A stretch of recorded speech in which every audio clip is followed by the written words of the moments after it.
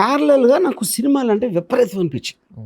ఎందుకంటే మా మావయ్య నేను బాగా చిన్నప్పుడు ఉన్నప్పుడే ఆయనకి నన్ను తీసుకెళ్తూ ఉండేవాడు. నన్ను ఎందుకు ఇప్పుడు నాకు పెద్ద మిస్టరీ అది. ఎందుకంటే తనకి నాకు అట్లీస్ట్ ఒక 10-15 years ఏజ్ గ్యాప్ ఉండదు.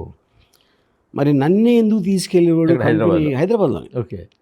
అది ఆల్మోస్ట్ వారానికి 3-4 సినిమాలు చూపించేవాడు. ఇప్పుడు హైదరాబాద్లో కొంచెం ఎక్కువ హిందీ సినిమాలు, ఇంగ్లీష్ సినిమాలు, అన్ని సినిమాలు అన్నిటికీ వెళ్ళాడు. హిందీ, తెలుగు అసలు.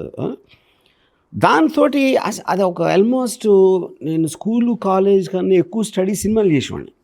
అప్పుడు నేను మా మావయ్యతో డిస్కస్ చేస్తా సీన్ గురించి, దీని గురించి అలా స్టార్ట్ అయింది బేసిక్గా. కానీ ఆ టైంలో ఎప్పుడు కూడా నాకు డైరెక్టర్ అవ్వాలి అదేం లేదు. ఇంజనీరింగ్ కాలేజ్లో ఒక పర్టికులర్ టైంలో అసలు నేను సినిమా చూసి వచ్చి షార్ట్లు చెప్పేవాడిని. ఓకే. అది మా ఫ్రెండ్స్కి విపరీతంగా నచ్చేది నా నేరేషన్. ఓకే. అప్పుడు ఆ సినిమా చూసి వాళ్ళు వెళ్ళి చూసి అరే నువ్వు చెప్పినంత బాగాలేదురా అనేవారు. నువ్వు చెప్పిందే బాగుంది అంటే నేను మార్చేవాడిని. అదే నా మైండ్లో ఇలా ఉంటే బాగుండేదని మార్చిన దానికి ఎక్కువ నచ్చేది. అక్కడి నుంచి స్లోగా ఏమంటారు దాన్ని, ఆ పురుగు ఏదో దొలచడం స్టార్ట్ చేసేది.